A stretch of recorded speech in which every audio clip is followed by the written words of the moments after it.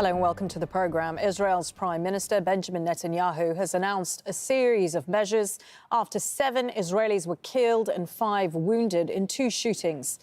The move followed a 4-hour meeting of his security cabinet, which took place late on Saturday. Now, the homes of Palestinians suspected of being involved in the attacks are to be demolished. The government will also make it easier for settlers to own guns by fast-tracking licences. And it will strengthen the police and military with operations planned to arrest people and collect illegal weapons. The Attorney-General, up to this moment and every 2 hours I was in contact with her people, is not allowing us to seal any houses. In my opinion, this is awful. In my opinion, it can't be like that. In my opinion, it is not only to hurt me and to hurt the government, but the citizens of Israel. Beyond the issue of sealing the houses, there's a further list of steps I've requested, which I hope won't face obstacles. First, there's house demolition. To my astonishment, there are tens of houses in East Jerusalem which are still not demolished, and it's still possible to demolish them. I directed the police in the coming days to demolish those illegal houses.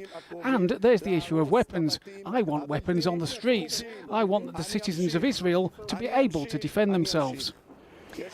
Let's go straight to our correspondent James Bays, who is live for us in West Jerusalem. Yesterday, the Prime Minister outlined these tough new measures targeting family members of those involved in the shootings. He also talked about making guns more available for Israelis. What more can we expect from the team today?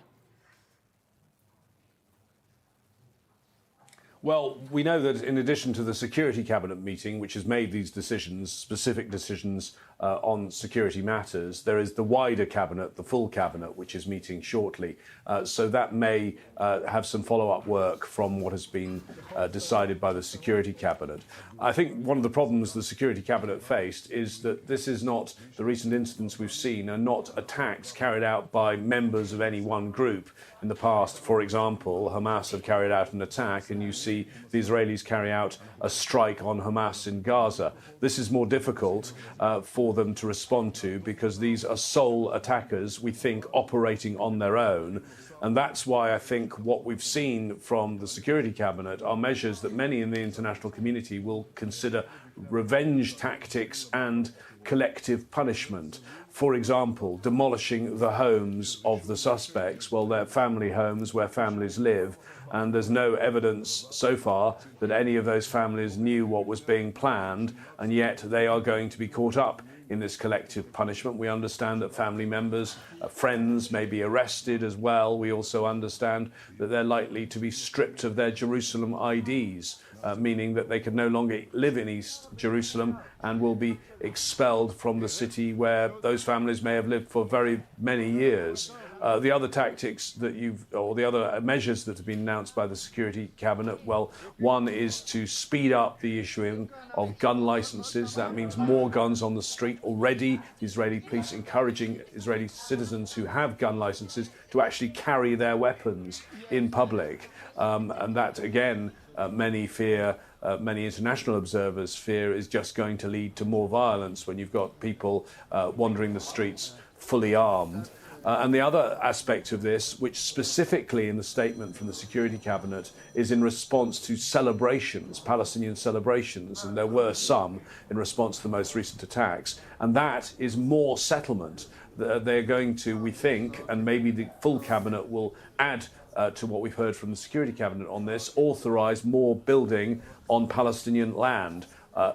Just stress that, of course, that under numerous Security Council resolutions, which are binding international law, is totally illegal, goes against the whole international community's peace process and its plans for a two-state solution, because, of course, the more land you build on Palestinian land, the less likely it is to be able to have an independent Palestinian state. Indeed. James, tomorrow the US Secretary of State Antony Blinken arrives in Israel. Could that end up having a de-escalating effect on the recent tensions? Yes, Secretary Blinken will be making his way from Washington, D.C. first to Cairo, Well, we'll be meeting with the Egyptians, who clearly have some role in this, and the discussions in Cairo will mainly be linked to what's going on here. Then he'll be coming to Jerusalem, meeting with Prime Minister Netanyahu, meeting with other key members of the most right-wing Israeli government that we've ever seen, and this is his first meeting here since that government's come into office. And then he'll be heading at the end of his visit, we believe on Tuesday, to Ramallah to see the Palestinian Authority leadership. Will the current violence change the US position? Because the US position really is not to get involved. It's to watch what's going on, urge restraint, but not to actively involve themselves in any peacemaking. We saw certainly the Trump administration was actively involved in what it said was peacemaking. The Palestinian side said that they were promoting a solution that was very much an Israeli-made plan that really would not have left any viable Palestinian state. Well, since Joe Biden came into office, he's not pursued those Trump plans, but he's not really doing much at all. And many other members of the international community would like to see much more international engagement. They'd like to see more criticism of Israel. What's stopping that is the Biden administration, which really doesn't want to get dragged into this conflict.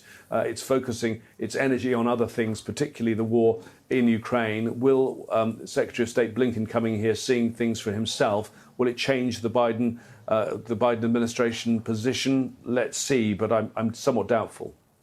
OK, for now, thank you, James Bays, there for us in West Jerusalem.